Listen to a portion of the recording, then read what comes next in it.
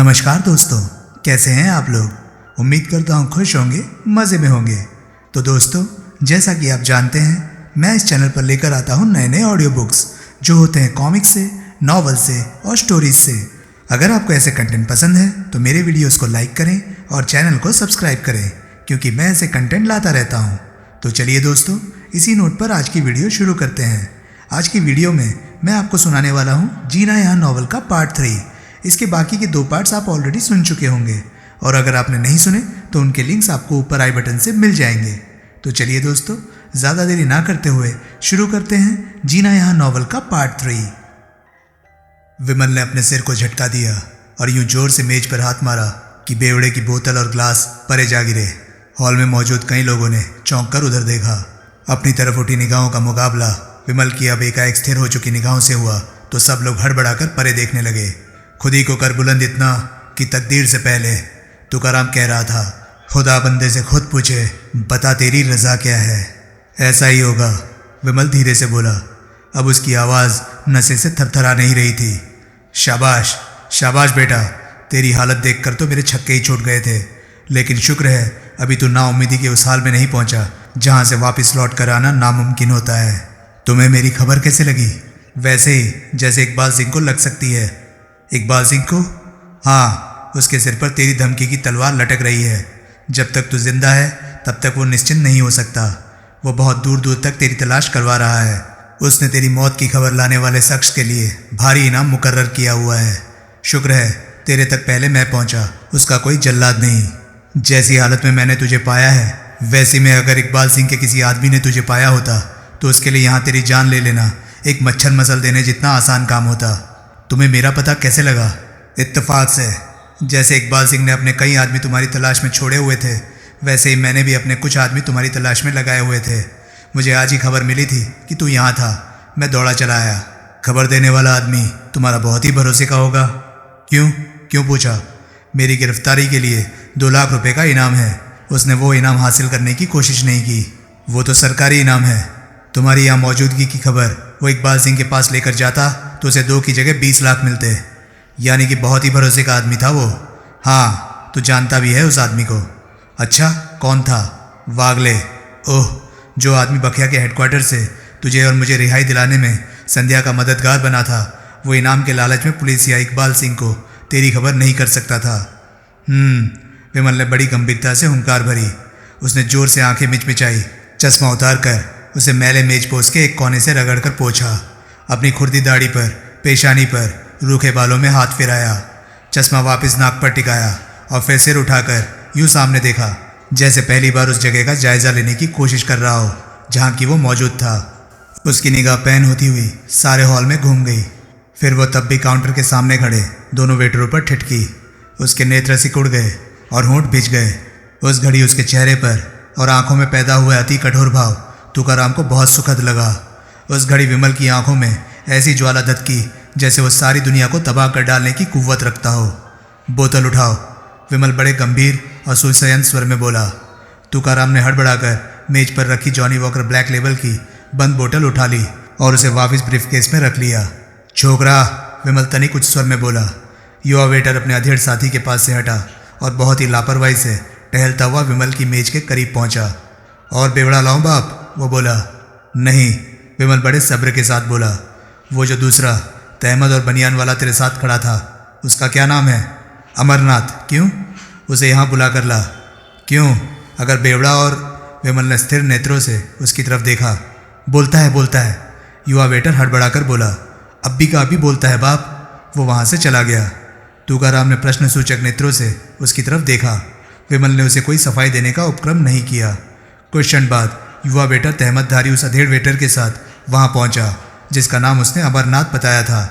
अमरनाथ के चेहरे पर अवज्ञा के भाव थे और वो बड़े धृष्ट भाव से मुस्कुरा रहा था। क्या है बाप? वो बोला। क्या मांगता है? तेरा नाम अमरनाथ था? विमल यूँ बोला जैसे उससे पूछ न रहा हो, उसे बता रहा हो। और तू यहाँ वेटर होता था? था क्या? अमरनाथ बोला।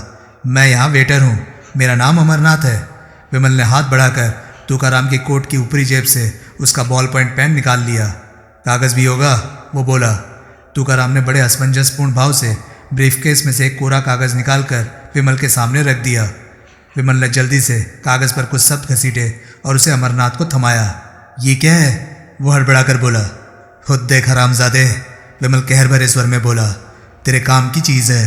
अमरनाथ वो अप्रत्याशित जुबान सुनकर और भी हड़बड़ा गया। उसने जल्दी से कागज पर लिखी इबारत पर निगाह दौड़ाई। तुरंत उसके चेहरे पर भय के भाव प्रकट हुए। इसे अपनी छाती पर टांक ले, विमल बोला। लोग बाग काफ़ी सारे सवाल पूछने से बच जाएंगे। एकाएक अमरनाथ थरथर कांपने लगा। उसकी कांपती उंगलियों में से कागज़ निकल गया और फड़फड़ाता हुआ मेज पर गिरा। अपने उस्ताद की उस वक्त की हालत से चमत्कृत युवा वेटर ने वो कागज़ उठाया। उसने बोल बोल कर कागज़ पर लिखी इबारत को पढ़ा। लिखा था, श्री अमरनाथ वल्द नामालूम साकिन कल्याण। कल्याण में सरदार सुरेंद्र सिंह सोहल की जेब में से 300 रुपये निकालने की जरूरत करने की एवज में सोमवार दिनांक 24 फरवरी 1986 को सायंकाल 6:30 बजे सोहल के हाथों वीरगति को प्राप्त हुए। फिर कागज़ उसके हाथ से भी छूट गया। सोहल? वो लड़खड़ाते स्वर में बोला। थर थर कांपते अमरनाथ ने जेब में हाथ डाला और 100 के 3 मुड़े तुड़े नोट निकालकर विमल के सामने मेज़ पर डाल दिए। फिर उसने आगे बढ़कर विमल के पांव पकड़ लिए और गिड़गिड़ाता हुआ बोला, मुझे माफ़ कर दो बाप, मेरे को नहीं मालूम था कि। उठकर खड़ा हो जा, विमल पूर्ववत कहर भरे स्वर में बोला। अमरनाथ उठा। बाप, वो और भी दयनीय भाव से गिड़गिड़ाया, मेरे छोटे छोटे बच्चे हैं। तेरे भी छोटे छोटे बच्चे हैं? विमल खा जाने वाली निगाहों से युवा वेटर को घूरता हुआ बोला। पहले से ही भयभीत युवा वेटर के छक्के छूट गए। उसे और कुछ समझाने की जरूरत नहीं पड़ी। उसने अपनी जेब से कुछ नोट निकाले और उन्हें विमल के सामने रख दिया। भय से उसकी घिघी बन गई थी। वो बड़ी कठिनाई से कह पाया, 20 रुपये कम है, वो मैं अभी के अभी। अमरनाथ ने जल्दी से जेब से एक 20 का नोट निकाला और उसे यूं मेज पर पड़े नोटों में रखा जैसे उसकी उस वाहिद हरकत से उसकी जान बख्शी की उम्मीद बन सकती हो। अब तुम्हें, विमल बोला, 2 लाख की मोटी रकम की ज़रूरत होगी। नहीं, अमरनाथ बोला। हरगिज़ नहीं, युवा वेटर बोला। तुमने ये नहीं पूछा कि वो रकम कौन सी है और तुम्हें क्यों कर हासिल हो सकती है? हमने नहीं पूछना बाप, अमरनाथ गिड़गिड़ाया। हमने नहीं हासिल करनी कोई रकम। शायद किसी दूसरे ने हासिल करनी हो। किसी दूसरे ने, जिसे तुम पहला मौका हाथ आते ही बताओगे कि सोहल यहाँ था। हम किसी से कुछ नहीं कहेंगे, जो कि मुझ पर तुम्हारा एहसान होगा। नहीं बाप, हम कुछ नहीं जानते। हमारी ये खता माफ़ हो जाए तो हम समझेंगे कि हमारा दूसरा जन्म हो गया। विमल ने युवा वेटर की तरफ देखा। माफ़ कर दो बाप, वो कंपित स्वर में बोला। अपन तो तुम्हारी भीड़ बकरियां हैं। आज के बेवड़े का कितना पैसा हुआ? 18 रुपये। इसमें से 18 रुपये उठा। कांपते हाथों से युवा वेटर ने मुड़े तुड़े नोटों में से 2 5-5 के और 4 2-2 के नोट उठाए। मेरा नाम याद रहेगा? विमल ने पूछा। उम्र भर नहीं भूलेगा बाप, युवा वेटर बोला। और सूरत? वो तो अब भी याद नहीं बाप, अमरनाथ बोला। समझ लो हम दोनों अंधे हैं। फुटो। एक क्षण दोनों यूं खड़े रहे जैसे अपने कानों पर विश्वास नहीं हो रहा हो। फिर वो यूं भागे जैसे भूत देख लिया हो। तुकाराम के होठों की कोरों पर मुस्कुराहट उभरी। सोहल के जलाल से ताल्लुक़ रखता वो सारा वाक़या उसे बहुत पसंद आया था। उससे साबित होता था कि जो आग उसने सोहल के सीने में धधकती तब देखी थी जब उसने अपने 3 भाइयों के साथ बखिया की बादशाहत की मुखालफत में सोहल से हाथ मिलाया था, वो एकदम ठंडी नहीं पड़ चुकी थी, बल्कि वक्ती तौर पर सिर्फ राख के ढेर के नीचे दब गई थी। और वो खुश था कि उस राख को कुरेदने में वो कामयाब हो गया था। बेवड़े के अड्डे से निकलकर विमल तुकाराम को उस झोपड़ी पट्टे की तरफ ले चला जहाँ की एक अंधेरी, सीलन भरी, बदबूदार खोली उसका वर्तमान आवाज़ थी। रास्ते में एक क्षण वो ठिठका। क्या हुआ? तुकाराम तनिक सक पकाकर बोला। विमल ने उत्तर न दिया। कल्याण में गुजरे उसके दिनों की वो पहली शाम थी जब वो नशे में टुन्न होकर दिन दुनिया से बेखबर नहीं हो चुका था, जब अपने आसपास के माहौल का उसे एहसास था। पिछली गली में कहीं लाउडस्पीकर पर आरती हो रही थी जिसे कि वो कान लगाकर सुनने लगा। गगन में थालो रवि चंदू, दीपक बने तारिका मंडल जनक मोती, धूप मलाल लो पवनु चवरो करे सगल, बन राय फूलन ज्योति, कैसी आरती हाई भवखंडना तेरी आरती। ज़रूर नज़दीक ही कहीं गुरुद्वारा था। मैं अभी आया, एकाएक वो बोला और आवाज़ की दिशा में लपका। तुकाराम कुछ क्षण ठिठका रहा, फिर वो भी उसके पीछे दौड़ा। अनहता सबत वाजन भेरी, सहस तब नैन नैन है टोही, सहस मूर्ति ननायक तोही, सहस पद विमल नन, एक पद गंध विनो, सहस तब गंध चलत मोही, सब मही ज्योति है सोही। गुरुद्वारा पिछली ही गली में था। विमल उसके सामने पहुंचकर ठिठका, फिर वो नीचे झुका। उसने देहरी पर नाक रगड़ी। वाहिगुरु सच्चे पातशाह, मैं पापी तू बख्शनहार। वो भाव विहल स्वर में बोला, जो तुत भावे नानका सोई बलिकार। पीछे खड़ा तुकाराम मंत्रमुग्ध सा सब कुछ देखता रहा। उस घड़ी उसने विमल के करीब आने की कोशिश भी नहीं की। वाहेगुरु का खालसा सरदार सुरेंद्र सिंह सोहल गुनाह की दुनिया में उसका हमनशी बनने भी लौट रहा था तो गुरुद्वारे में मत्था टेक कर ऐसा नेक नियत और धर्म भीरू इंसान दुनिया की निगाह में खतरनाक इश्तेहारी मुजरिम था। मुल्क के कायदे कानून की निगाह में फौरन फांसी पर चढ़ा दिए जाने के काबिल था। इंसानियत के ठेकेदारों की निगाह में एक हड़काए हुए पागल कुत्ते की तरह गोली मार दिए जाने के काबिल था।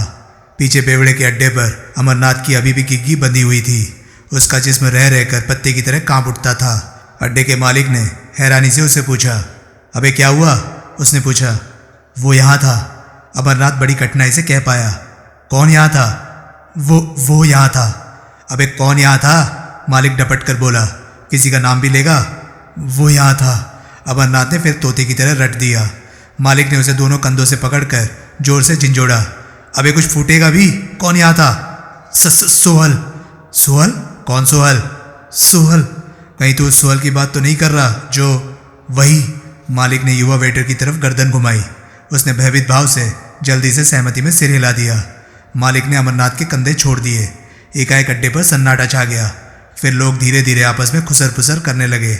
उस खुसर पुसर में जो एक शब्द कभी कभार सुनाई दे जाता था वो था सोहल, सोहल, सोहल, सोहल। तू तो नया चेहरा हासिल करने वाला था, तुकाराम ने पूछा। विमल की खोली तुकाराम ने फौरन छुड़वा दी थी। बेवड़े के अड्डे पर वहाँ के दो वेटरों के सामने नशे में जो ड्रामा वो करके आया था उसकी रूह में तुकाराम को उसका कल्याण में एक क्षण भी फालतू ठहरना मुनासिब नहीं लगा था। खबर आनन फानन इकबाल सिंह तक पहुंच सकती थी कि विमल कल्याण में था। वैसे भी उसने विमल को कल्याण से तो निकालना ही था। उस वक्त वे एक काली एम्बेसडर में सवार थे जिसे तुकाराम का विश्वास पात्र लेफ्टिनेंट वागले चला रहा था। तुकाराम विमल को बता चुका था कि वे मुंबई लौट रहे थे। रवानगी से पहले विमल ने अपना हुलिया इतना दुरुस्त जरूर कर लिया था कि अब वो कब्रिस्तान से उठ खड़ा हुआ मुर्दा नहीं लग रहा था। नया चेहरा? विमल यूं बोला जैसे सपना देखता सोते से जागा हो। हाँ, तुकाराम बोला, तूने खुद कहा था कि अब उसी में तेरी सलामती थी। जब? विमल धीरे से बोला, सलामती की ख्वाहिश ही खत्म हो गई थी तो। उसने जानबूझकर वाक्य अधूरा छोड़ दिया। जो बीत गया सो बीत गया बेटा, तुकाराम बोला। अब तू ख्वाहिश पैदा कर, मैं साधन पैदा करता हूँ। साधन? हाँ, वो डॉक्टर, वो प्लास्टिक सर्जन। क्या नाम बताया था तूने उसका? Doctor Slater. हाँ। कितनी फीस मांगी थी उसने तुझे नया चेहरा देने की? 5 लाख, लेकिन अब तो शायद 10 मांगे। क्यों? क्योंकि बकौल उसके वो भले लोगों का नहीं, गुंडे बदमाशों का डॉक्टर है और वो अपनी फीस नया चेहरा हासिल करने के ख्वाहिशमंद गुंडे बदमाशों के रुतबे और उनके सिर पर लगे इनाम की रकम के मुताबिक मुकर्रर करता है। मेरे से 5 लाख उसने तब मांगे थे जब मैं कदरन छोटा इश्तेहारी मुजरिम था, जब मेरी गिरफ्तारी पर इनाम की रकम भी कम थी और कम राज्यों की पुलिस को मेरी तलाश थी। तेरे पास 10 लाख रुपए हैं? मजाक कर रहे हो? यानी कि नहीं है? मेरे पास भी नहीं है, लेकिन मेरे पास एक तरकीब है जिससे हमारे हाथ 6 करोड़ रुपया लग सकता है। हमारी अपनी मिल्कियत इस रकम का एक हिस्सा ही होगी, लेकिन वो हिस्सा इतना काफ़ी होगा कि तुझे नया चेहरा भी हासिल हो जाएगा और हम इकबाल सिंह से लोहा लेने के लिए साधन पैदा करने के भी काबिल हो जाएंगे। ऐसी क्या तरकीब है? मुंबई की आलमगीर आर्ट गैलरी का नाम तूने सुना होगा। सुना है। आने वाले दिनों में फ्रांसीसी सरकार के भारत से कल्चरल एक्सचेंज प्रोग्राम के अंतर्गत आलमगीर आर्ट गैलरी में एक पखवाड़े के प्रदर्शन के लिए विश्व प्रसिद्ध चित्रकार पिकासो और छगाल की 24 पेंटिंग आने वाली है। विश्व भर के कला पारखियों ने उन 24 पेंटिंगों की कीमत 12 करोड़ रुपए आंकी है। पिकासो और छगाल की कला का शहदाई एक अमरीकी धनकुबेर उन पेंटिंगों को हासिल करना चाहता है। वो पेरिस से उनकी चोरी के कई उपक्रम करा चुका है, लेकिन कभी कामयाबी हासिल नहीं हुई। कई साल में पहली बार वे पेंटिंगें पेरिस से बाहर निकल रही हैं। उसको उम्मीद है कि हिंदुस्तान में उनकी सिक्योरिटी के इंतज़ाम उतने उम्दा नहीं होंगे जितने कि फ्रांस में हैं। उसका एक प्रतिनिधि आजकल मुंबई में है। उसने उन पेंटिंगों की चोरी के लिए 6 करोड़ रुपए की ऑफ़र रखी है। मुंबई के अंडरवर्ल्ड में उसकी उस ऑफ़र को कबूल करने के लिए कोई सामने नहीं आया है, लेकिन अब जबकि मैंने तुझे ढूंढ निकाला है तो वो ऑफ़र मैं कबूल कर सकता हूँ। तुम उस चोरी को अंजाम दे सकते हो? मैं नहीं दे सकता, लेकिन हम दे सकते हैं। मुझे ऐसी चोरी का कोई तजुर्बा नहीं। तजुर्बा तो तुझे अमृतसर के भारत बैंक का वॉल्ट खोलने का भी नहीं था, लेकिन तूने खोला था। वो मैंने नहीं खोला था, वो तो तजुर्बा तुझे उन सशस्त्र डकैतियों का भी नहीं था जिन्हें तूने मद्रास, जयपुर और आगरे में अंजाम दिया था। तजुर्बा तुझे अपहरण और फिरौती के उस कारनामे का भी नहीं था जिसे तूने राजनगर में अमेरिकी डिप्लोमेट फॉस्टर का अपहरण करके अंजाम दिया था। जब उतने पेचीदा और नामुमकिन कारनामों को अंजाम देने की कोई सूरत तूने निकाली थी तो इस बार भी तू कुछ कर गुजरेगा। लेकिन तुम तो कह रहे थे तरकीब तुम्हारे पास पहले से है, लेकिन उसे पॉलिश करने की, सजाने की, ऑर्गेनाइज करने की ज़रूरत है। जो तरकीब मेरे जहन में है उसे मैं और वागले 2 जने या अब तुझे मिलाकर 3 जने अंजाम नहीं दे सकते। मेरी तरकीब पर अमल करने के लिए कम से कम 8 आदमियों की ज़रूरत है, 3 हम और 5 कोई और। लेकिन उन 5 बाहरी आदमियों से धोखा हो सकता है। किसी एक के भी दगाबाजी पर उतर आने पर तमाम किए धरे पर पानी फेर सकता है। ऐसी दगाबाजी मेरे साथ हो सकती है, तेरे साथ नहीं हो सकती। मेरे साथ क्यों नहीं हो सकती? क्योंकि आज की तारीख में क्राइम की दुनिया में तेरा नाम सबसे ऊंचा है। मैंने तो अपना नाम यूं ऊंचा करने की ना कभी कोशिश की थी और न ख्वाहिश की थी। तो समझ ले कि ये तेरे किए बिना ही ऐसा हो गया है। तो इस बात का यश लेना चाहे या ना चाहे, लेकिन यह हकीकत अपनी जगह कायम है कि सारे हिंदुस्तान के अंडरवर्ल्ड में जो दबदबा और जलाल सरदार सुरेंद्र सिंह सोहल के नाम का है वो इस समय किसी दूसरे के नाम का नहीं। ओह, इसी संदर्भ में एक और बात हमेशा के लिए गांठ बांध ले। क्या? जिस दुनिया में तू कदम रख चुका है उसकी लानतों से तू नहीं बच सकता। कैसी दुनिया? कैसी लानतें? अपराध की दुनिया, इसमें शिरकत की लानतें। अब तू मलेरिया या टाइफाइड से नहीं मरने वाला, एक्सीडेंट से नहीं मरने वाला, बेवड़ा पीकर भी नहीं मरने वाला। देख लेना, जब भी मरेगा किसी मवाली के रामपुरी चाकू से पेट फड़वा कर मरेगा या किसी गैंगस्टर की गोली खाकर मरेगा। विमल खामोश रहा। तुकाराम की सूरत से वो ना समझ सका कि वो गंभीर था या मजाक कर रहा था। अब एक बात तू और मंत्र की तरह याद रख ले। क्या? जीना यहाँ, मरना यहाँ, इसके सिवा जाना कहाँ। विमल का चेहरा फिर उदास हो गया। क्या हुआ? तुकाराम से वो तब्दीली छुपी ना रही। कभी मैंने नीलम के साथ जो सपना देखा था, विमल धीरे से बोला, वो ठीक इससे उलट था। तब अपराध की दुनिया से, उसमें जीने मरने का रिश्ता मैं तोड़ने का ख्वाहिशमंद था।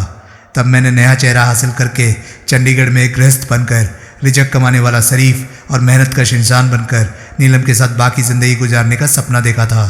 नीलम जिंदा रहती तो मैं ज़रूर ऐसा ही करता, लेकिन उसका गला रुंध गया। फिर वही बात तुकाराम ने उसे मीठी झिड़क दी। तगड़ा हो जा सरदार। नया चेहरा हासिल करके विमल रूंधे स्वर में बोला।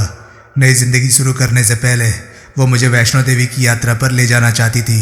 उसकी बड़ी ख्वाहिश थी कि मैं वैष्णो देवी की यात्रा करूं। वो ख्वाहिश जाहिर करने वाली तो मर गई, लेकिन उसकी खातिर ज़िंदगी में एक बार मैं वैष्णो देवी की यात्रा ज़रूर करूँगा। ज़रूर करना। कई क्षण खामोशी रही। तुम क्या कह रहे थे?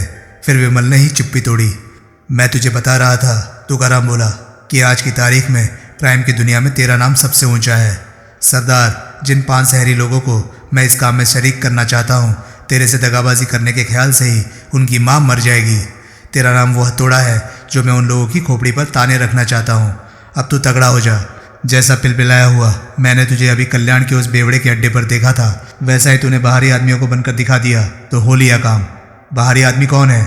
तुकाराम ने उसे भंडारी, अकबर, जयरथ, रामन्ना और रुस्तम भाई के बारे में बताया। ये रुस्तम भाई वो अंधेरी वाला तो नहीं जो new Bombay tourist taxi service चलाता है? वही है। मेरा उससे वास्ता पड़ चुका है। अपनी बीवी के यार ज्ञान प्रकाश डोगरा तक मैं उसी के माध्यम से पहुंचा था। वो तेरा बहुत खौफ खाता है। मैंने उसके सामने तेरा नाम ही लिया था तो उसके छक्के छूट गए थे। नाम क्यों लिया था? उसे डराने के लिए, सिर्फ डराने के लिए। तब मुझे ये थोड़े ही मालूम था कि आज ही तुम मुझे मिल जाएगा। अगर मैं ना मिलता तो भी तुम अपनी योजना पर काम करते। हाँ, करता तो सही, लेकिन तब मुझे अपनी कामयाबी पर शक ही रहता। तो बहुत अच्छे वक्त पर मिला सरदार। अब मुझे गारंटी है कि हम ज़रूर कामयाब होंगे। तुम्हारी योजना क्या है? सुन।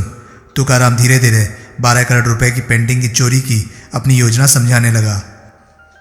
ठीक 4 बजे इंस्पेक्टर चटवाल अंधेरी में रुस्तम भाई के ऑफिस में पहुंचा।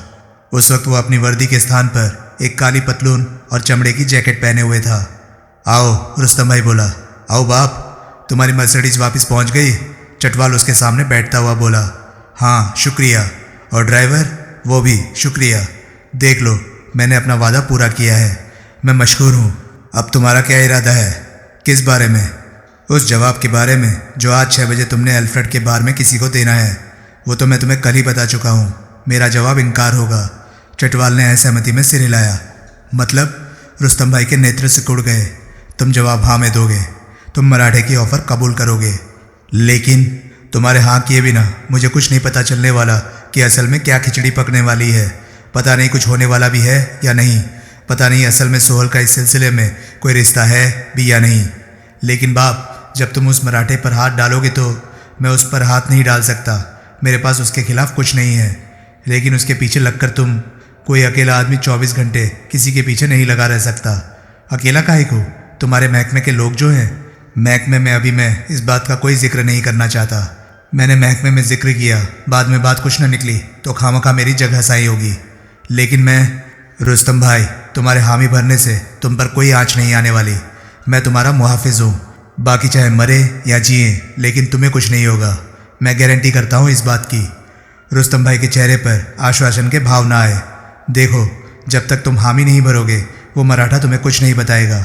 तुम कहते हो ये 8 लोगों की शिरकत का काम है, तुम हाँ करोगे तभी तो वो तुम्हें अपनी योजना के बारे में बताएगा, उसमें तुम्हारे रोल के बारे में बताएगा और बाकी लोगों के बारे में बताएगा। तभी तो तुम्हें मालूम होगा कि उनमें सोहल है या नहीं। कोई पक्की जानकारी हाथ आएगी तभी तो मैं कोई कदम उठाऊंगा। लेकिन अब लेकिन वेकिन छोड़ो और जैसा मैं कहता हूँ वैसा करो। ये तो, रुस्तम भाई बड़बड़ाया, तुमने मेरी सांप चुचुंदर जैसी हालत कर दी। गलत, तुम्हारी 5 उंगलियां घी में हैं। और हो सकता है, वो बड़े अर्थपूर्ण स्वर में बोला, सिर कढ़ाई में हो। मतलब अभी उस मराठे की योजना में शरीक होने पर तुम्हारा हिस्सा 75 लाख का है। हो सकता है यही हिस्सा 3 करोड़ का बन जाए। 3 करोड़ का? सोचो रुस्तम भाई, सोचो। कहीं तुम ये तो नहीं कहना चाहते कि तुम, मैं कुछ नहीं कहना चाहता, मैं सिर्फ ये कहना चाहता हूँ कि हवा का रुख पहचानो, वो रास्ता अख्तियार करो जिसमें तुम्हारे लिए फ़ायदा ही फ़ायदा हो, बाकी सब जाए भाड़ में। रुस्तम भाई ने खामोशी से अपने होठों पर जुबान फेरी। मोटा माल यूं ही हासिल नहीं हो जाता रुस्तम भाई, उसके लिए जोखम भी उठाना पड़ता है। जोखम मैं उठाऊं? और कौन उठाएगा? मैं तो जा नहीं सकता तुम्हारी जगह अल्फ्रेड के बार में। तुम मेरे पीछे आओगे? जरूर आऊँगा। एक बार उस मराठे की सूरत तो मैं ज़रूर देखना चाहूँगा, जिसे तुम नहीं पहचानते उसे शायद मैं पहचानता हूँ। रुस्तम भाई कुछ क्षण खामोश रहा, फिर एक गहरी सांस लेता बोला, ठीक है, देता हूँ मैं उखल में सर। रात के 11 बजे तुकाराम के चैम्बूर वाले मकान में उसके अलावा जो 7 आदमी मौजूद थे वे थे विमल, वागले, भंडारी, रुस्तम भाई, अकबर, जयरत और रामन्ना। विमल उस वक्त अपने हिप्पी परिधान में था। उस परिधान ने उसकी हमेशा रक्षा की थी, इसलिए अब भी उसने उसी पर भरोसा किया था। उसने अपनी आंखों में अपने नीले कॉन्टैक्ट लेंस लगा लिए थे और ऊपर से नाक पर प्लेन शीशों वाला तार के फ्रेम वाला चश्मा टिका लिया था। मुंबई में वापस दाखिला उसके लिए कोई जहमत या खतरे की बात साबित नहीं हुई थी। मुंबई में दाखिले के रास्ते पर पुलिस की जो थोड़ी बहुत चौकसी अब भी थी वो मुंबई से बाहर जाने वालों के लिए थी, न कि भीतर आने वालों के लिए। उस वक्त उसने अपना पाइप सुलगा लिया हुआ था और बड़ी तल्लीनता से उसके कश लगा रहा था। रुस्तम भाई मंत्रमुग्ध सा उसे देख रहा था। कभी जब वो ज्ञान प्रकाश डोगरा का पता हासिल करने की कोशिश में उसके पास अंधेरी में आया था तो वो सिख नौजवान के वेश में था। उसका मौजूदा हिप्पी बहुरूप उस सिख नौजवान से कतई नहीं मिलता था, सिवाय एक बात के, उससे आंख मिलाने की ताब रुस्तम भाई पहले भी नहीं ला सकता था और ना अभी ला सका था। उसकी आंखें ही थी जो उसे विश्वास दिला रही थी कि वो वही आदमी था जो कभी अकेला उसके दर्जन भर हिमायतियों की मौजूदगी में उस पर चढ़ दौड़ा था। उन आंखों में वही हिंसक भाव उसे तब भी दिखाई दे रहा था जो पुकार पुकार कर कह रहा था कि वो आदमी अकेला सारी दुनिया तबाह कर डालने की कुव्वत रखता था। बाकी लोगों पर भी विमल की वहाँ मौजूदगी का प्रत्याशित प्रभाव पड़ा था। अकबर तो उसे बड़े श्रद्धा भाव से देख रहा था और इस ख्याल से ही थर्राया जा रहा था कि वो 7 राज्यों में घोषित इस धारी मुजरिम सरदार सुरेंद्र सिंह सोहल के रूबरू था। नायक के 8 साल के लड़के को अकबर, जयरत और रामन्ना उठा लाए थे और उस वक्त भंडारी के बांद्रा वाले फ्लैट में मंजुला के हवाले था। लड़का वीडियो का बेहद शौकीन था और उसकी माँ से उसे यही कहलवा दिया गया था कि वो 1 हफ्ते के लिए अपनी एक आंटी के पास जी भरकर वीडियो फिल्में देखने जा रहा था। लड़का खुशी खुशी उनके साथ हो लिया था। मंजुला को समझा दिया गया था कि अगर लड़का कोई समस्या खड़ी करने की कोशिश करे तो वो उसे दूध में घोलकर एक नींद की गोली दे दे। वैसी एक गोली लड़के को कम से कम 10 घंटे तक बेहोशी जैसी नींद के हवाले कर सकती थी। लेमिंगटन रोड पर रुस्तम भाई को इंस्पेक्टर चटवाल मंडराता दिखाई दिया था, लेकिन रुस्तम भाई को ये नहीं मालूम था कि चटवाल वहाँ चैम्बूर तक भी उसके पीछे आया था या नहीं। वैसे सोहल की वहाँ मौजूदगी की वजह से वो वहाँ किसी भी क्षण पुलिस का छापा पड़ने की उम्मीद कर रहा था। चटवाल पुलिस की फौज लेकर वहाँ पहुँच सकता था और सोहल को गिरफ्तार करके उसके सिर पर लगे इनाम की रकम बटोर सकता था। तुकाराम सबका सबसे परिचय करवा चुका था। अब मैं, तुकाराम बोला, तफसील से आपको सारी योजना सुनाता हूँ। सब लोग गौर से सुने। किसी को कोई शंका हो तो निसंकोच बताए ताकि उसका तुरंत समाधान किया जा सके। योजना को बेहतरीन तरीके से अंजाम देने के लिए किसी के पास कोई अतिरिक्त राय हो तो वो उसे निसंकोच बताए। ठीक, सबने सहमति में सिर हिलाया। हमारा निशाना फोर्ट एरिया में स्थित आलमगीर आर्ट गैलरी है, जिसमें फ्रांसीसी और भारत सरकार में कल्चरल एक्सचेंज के अंतर्गत विश्वविख्यात चित्रकार पिकासो और छागाल की 24 दुर्लभ कलाकृतियों की प्रदर्शनी अगले बुधवार से लगने वाली है। विश्व भर के कला पारखियों ने उन 24 पेंटिंगों की कीमत 12 करोड़ रुपए आंकी है। हमने आलमगीर आर्ट गैलरी से वे पेंटिंगें चोरी करनी है। वे पेंटिंगें हम खुद बेच सके तो हमें 12 करोड़ रुपए हासिल हो सकते हैं, लेकिन ये काम हम खुद नहीं कर सकते। इसलिए नहीं कर सकते क्योंकि उनका ग्राहक अमेरिका में है और उन पेंटिंगों का भारत से अमेरिका स्मगल करके ले जाना हमारे बस का काम नहीं। लेकिन यही काम किसी और के बस का है। बीच में एक मीडियम पैदा हो जाने की वजह से हमें उनकी आधी कीमत यानी 6 करोड़ रुपए हासिल होंगे। वो मीडियम मुंबई में ही है? भंडारी ने पूछा। हाँ। वो पेंटिंगें भारत से बाहर कैसे ले जाएगा? वैसे ही जैसे स्मगलिंग का माल लोग एक मुल्क से दूसरे मुल्क में ले जाते हैं। मतलब आज की दुनिया में कलाकृतियों की चोरी एक विश्वव्यापी व्यापार बन चुका है, जिसमें हर साल कम से कम 3 अरब डॉलर की राशि इधर से उधर होती है। अंतर्राष्ट्रीय स्तर पर मादक द्रव्यों के अवैध धंधे के बाद दूसरा स्थान इसी व्यापार का बनता है, जिसकी वजह से जानकार पुलिस वालों का कहना है कि कलाकृतियों की चोरी और अवैध मादक द्रव्यों के विश्वव्यापी व्यापार में जरूर कोई सीधा संबंध है। हमारे मीडियम का इस धंधे में कोई तगड़ा कॉन्टैक्ट होगा ही, जो कि हमारा नहीं है। बहरहाल पेंटिंगें उसके हवाले करते ही हमें उससे 6 करोड़ रुपए हासिल हो जाएंगे। उसके बाद वो उन्हें भारत से बाहर ले जा पाता है या नहीं, ये हमारी सिरदर्दी नहीं होगी। तुम्हें कैसे मालूम है कि कला पारखियों ने उनकी कीमत 12 करोड़ रुपए आंकी है? सिर्फ इसलिए क्योंकि मीडियम ऐसा बोलता है। संसार की जितनी टॉप कलाकृतियां हैं उनके संबंध में यूरोप के कई संग्रहालय एक बुलेटिन प्रकाशित करते हैं। उस बुलेटिन में चित्र का आकार, प्रकार, उसके बनाने में प्रयुक्त रंग या अन्य किन्हीं तकनीकी विशेषताओं का संपूर्ण सचित्र वर्णन होता है। उसी बुलेटिन में ये भी दर्ज होता है कि कौन सी कलाकृति के कितने दाम लग सकते हैं। वो बुलेटिन मैंने देखा था। उसके मुताबिक हमारा निशाना जो कलाकृतियां हैं उनकी कीमत 12 करोड़ रुपए बनती है। ओह, भंडारी एक क्षण ठिठका और फिर बोला, कीमत की अदायगी के मामले में कोई धोखा तो नहीं होगा? उम्मीद तो नहीं है, लेकिन फिर भी पूरी सावधानी बरती जाएगी कि धोखा ना हो। वो एक अमेरिकी नागरिक है और मुंबई में अकेला है। मैंने इस बात की पूरी जांच पड़ताल कर ली है। वो अकेला आदमी हम 8 जनों को धोखा दे सके ऐसी मुझे उम्मीद नहीं। आगे? रुस्तम भाई तनिक उतावले स्वर में बोला। पेंटिंगें बहुत कीमती है और भारत सरकार पर उनकी हिफाजत और उनकी फ्रांस सरकार को सुरक्षित वापसी की जिम्मेदारी आयद होती है।